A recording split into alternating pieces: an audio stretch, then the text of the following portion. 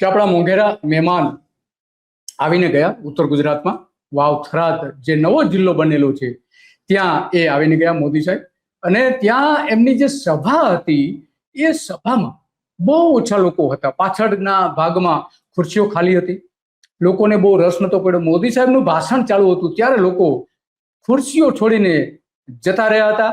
તો એની આજે વાત કરવી છે કે વાવ થરાદમાં મોદીએ જે ત્યાં જુઠ્ઠાણાઓ ચલાવ્યા એ શું છે, બીજું કે આ સભા નિષ્ફળ ગઈ, ફ્લોપ ગઈ, એનું કારણ શું છે એ આપણે વાત કરવી છે આજે. અને વાત કરવી એટલા માટે જરૂરી છે કે હવે ચૂંટણી આવી રહી છે અને ચૂંટણીના સંદર્ભમાં જ આ ચૂંટણી સભા હતી અને મોદી સાહેબે ઘણી બધી જાહેરાતો કરી. 20,000 કરોડ રૂપિયાના પ્રોજેક્ટ ત્યાં જાહેર કર્યા, ઘણું બધું હતું. તો પેલા એમનું એક ભાષણ આપણે સાંભળી લઈ અને એમાં આપણે જોઈએ કે કયા પ્રકારે ત્યાં એમણે શું કહ્યું. એ પેલા એક બસ જ્યાં 2000 બસ મૂકવામાં આવી હતી, એ 2000 બસ કેવી ખાલી, ત્યાં લોકોને બિલકુલ રસ નતો. આ જોઈ શકીએ છીએ અંદરનો સીન કે માત્ર ને માત્ર 8 લોકો બેઠા હોય એવા આ દ્રશ્યો આપણે જોઈ શકીએ છીએ. અને લોકો જવા તૈયાર નથી. મફતમાં આ બધી દરેક ગામમાં 2-2 બસ, આસપાસના 2-2 બસ મૂકવામાં આવી હતી, છતાં પણ ત્યાં લોકોએ કોઈ જ પ્રકારનો પ્રતિસાદ આપ્યો નથી નરેન્દ્ર મોદીની સભાનું. એના ઘણા બધા કારણો છે. કારણો આપણે પાછળથી આપણે સાંભળીશું, એનું વિશ્લેષણ કરીશું. અને અત્યારે મોદી સાહેબને પહેલા સાંભળી લઈએ. सोलर पावर में गुजरात का परचम पूरी बुलंदी से लहरा रहा है.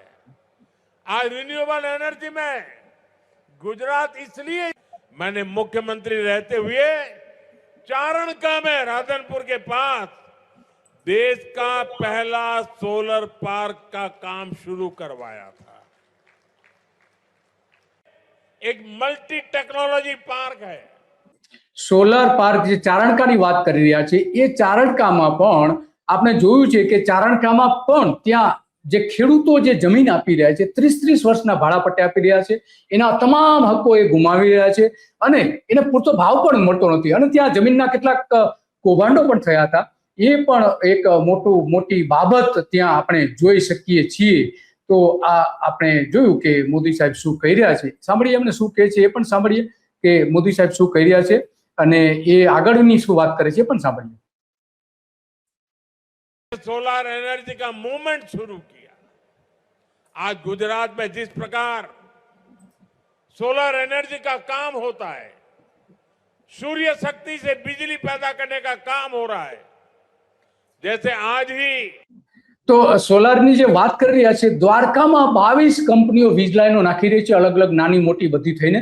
અને ત્યાંનું જે પવનચક્કીમાંથી જે પવન ઉર્જા એની વીજળી પેદા થાય છે એ અદાણીને ત્યાં આપવામાં આવે છે. ત્યાંનું એનું ત્યાં વીજળી માટેના એક આખી એને સવલત પણ ઊભી કરી છે કે જ્યાં બધી પાવર હાઉસમાં એ બધી જગ્યાએ ભેગી થાય વીજળી. એવી 22 કંપનીઓ અને દરેક ખેડૂતોના ખેતરમાં ચારે બાજુ આપણે જોઈ શકીએ છીએ ત્યાં વીજ પોલ નાખવામાં રહી છે અને પુરવઠો આપવામાં આવતું નથી. દ્વારકામાં, કચ્છમાં પણ એવું છે. કચ્છથી લઈને છેક મહારાષ્ટ્ર સુધી, મધ્યપ્રદેશ સુધી, રાજસ્થાન સુધી આ રીતે ખેડૂતોની કચ્છમાંથી અદાણીની 22 વીજ લાઈનો નીકળવાની છે ને એને આ 3 લાઈનનો તો નાખવાનું શરૂ પણ કરી દીધું છે. આવી કુલ 22 નીકળવાની છે અને ખેડૂતોને 2 લાખ, 3 લાખ, 5 લાખ, 10 લાખથી વધારે વળતર આપવામાં આવતું નથી.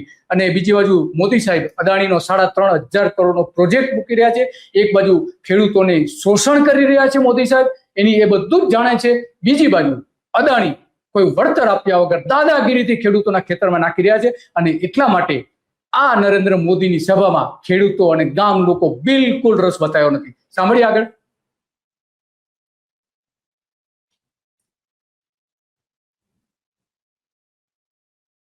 से लहरा रहा है. चारणका में राधनपुर के का काम शुरू करवाया था. एक मल्टी टेक्नोलॉजी पार्क है जिसने सोलर एनर्जी का मूवमेंट शुरू किया. आज गुजरात में जिस प्रकार सोलर एनर्जी का काम होता है, सूर्य शक्ति से बिजली पैदा करने का काम हो रहा है, जैसे आज ही खावड़ा रिन्यूएबल एनर्जी पार्क से जुड़ी परियोजना. ખાવડાની જે વાત કરી રહ્યા છે મોદી સાહેબ, એ અદાણીનો પ્રોજેક્ટ છે. 500 ચોરસ કિલોમીટર જમીન મોદી સાહેબની સૂચનાથી ગુજરાત સરકારે સાવ સસ્તામાં આપી દીધી છે. પાકિસ્તાનની બોર્ડર ઉપર જ બરાબર 500 ચોરસ કિલોમીટર જમીન ત્યાંથી વીજળી આવવાની છે। योजनाएं शुरू हुई है वो दिन दूर नहीं जब गुजरात रिन्यूएबल एनर्जी में दुनिया का बहुत बड़ा केंद्र बनकर के उभरेगा। પણ એનો ફાયદો કોઈ જ સામાન્ય જનતાને થવાનો નથી। જે કંઈ ફાયદો થવાનો છે ત્યાં અદાણી અને રિલાયન્સને સૌથી મોટો ફાયદો થવાનો છે। આ જે કચ્છમાં નખાઈ રહ્યા છે અને દ્વારકામાં નખાઈ રહ્યા છે, બીજી બધી જગ્યાએ જામનગર જિલ્લામાં પણ। તો આ મોદી સાહેબ ફાયદાની વાત કરે છે, પણ માત્ર ને માત્ર બે ઉદ્યોગપતિઓ અબજો રૂપિયા એમાંથી કમાવાના છે, પરંતુ સામાન્ય લોકોની જે વાત કરી રહ્યા છે કે એને ફાયદો થશે, બિલકુલ ફાયદો નહીં થાય, નુકસાન થઈ રહ્યું છે। તો આ મોદી સાહેબનું મોટું જૂઠાણું છે। साथियों, आज solar power Khavda renewable energy park से जुड़ी परियोजनाएं शुरू हुई है वो दिन दूर नहीं जब गुजरात रिन्यूएबल एनर्जी में दुनिया का बहुत बड़ा केंद्र बनकर के उभरेगा। તો આ ઉભરવાની વાત કરે છે, પણ કોના માટે? માત્ર બે ચાર ઉદ્યોગપતિઓ માટે, જેનાથી આગળ કોઈ જ નથી, બીજું બિલકુલ દેખાતું નથી। અને એટલા માટે લોકોને બિલકુલ રસ નથી કે નરેન્દ્ર મોદીની સભામાં આવે। આ જોઈ શકીએ છીએ આપણે, જે વિડીયો જોઈ એમાં પણ સ્પષ્ટપણે આપણે જોઈ શકીએ છીએ કે આ રીતે ત્યાં બસો મૂકવામાં આવી હતી મોદી સાહેબ માટે। અગાઉથી જ બસો મૂકી દેવામાં આવી હતી આટલા મોટા પ્રમાણમાં। ચારે બાજુ આપણે જોઈ શકીએ છીએ કે આગલા દિવસ જે સભા હતી ને આગલા દિવસે ત્યાં બસો બોલાવવામાં આવી હતી। 2000 આવી બસો મૂકી દીધી હતી, પણ લોકોએ કોઈ જ ત્યાં રસ બતાવ્યો નથી મોદી સાહેબની સભામાં જવા માટે।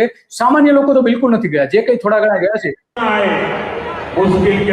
આ મોદી સાહેબની જે સભા છે એ સભામાં કેવી પાંખી હાજરી છે એ આમાં આપણે જોઈ શકીએ છીએ, સ્પષ્ટપણે વિડીયોમાં જોઈ શકીએ છીએ। અને એનું ભાષણ પણ સંભળાઈ રહ્યું છે મોદી સાહેબનું દિશામાં, સોરી વાવમાં। एकजुट होकर खड़ा होता। बीते कुछ समय से आप देख रहे हैं दुनिया के कई देश युद्ध, अशांति और अस्थिरता से घिरे। वेस्ट एशिया में जो हालत बने हुई है उनका असर पूरी दुनिया पर ऊर्जा जरूरतों की, डीजल, पेट्रोल, गैस की दिक्कत पूरी दुनिया में बढ़ रही है। તો આ જે મોદી સાહેબ વાત કરી રહ્યા છે એ મૂળ વાત એ છે કે એમણે જે વાત કરી ડીઝલ, પેટ્રોલ, લોકો પરેશાન છે આજે ગ્રામ્ય વિસ્તારોમાં, એને ગેસ નથી મળતો, તો સસ્તી વીજળીની તો વાત જ ક્યાં રહી? અને એટલા માટે લોકોએ ત્યાં આવવાનું છોડી દીધું છે। આગળ બીજે એક વિડીયોમાં મોદી સાહેબ કહી રહ્યા છે, એ પહેલા સાંભળી લઈ। એમાં ઘણી બધી બાબતો આવે છે, એમાં એક મુદ્દાની આપણે ચર્ચા કરીશું। सुफलाम योजना के जरिए पानी की समस्या का समाधान किया। સુજલામ સુફલામ યોજના જે વાત કરી રહ્યા છે એ એટલી સક્સેસ યોજના નથી અને ખેડૂતોને પાણી પણ નથી મળતું। नर्मदा का पानी दूर दूर तक पहुंचने लगा। નર્મદાનું પાણીનું આયોજન તો એની પહેલાની સરકાર, તમામ સરકારોએ કર્યું હતું ને એ પાણી ત્યાં પહોંચે છે। આજે ત્યાં એ જ વિસ્તારોમાં વારંવાર નહેરો તૂટે છે, ખેડૂતોને પૂરતું પાણી મળતું નથી અને એક જ વખત પાણી મળે છે, એક જ વખત, એક સિઝન પૂરતું।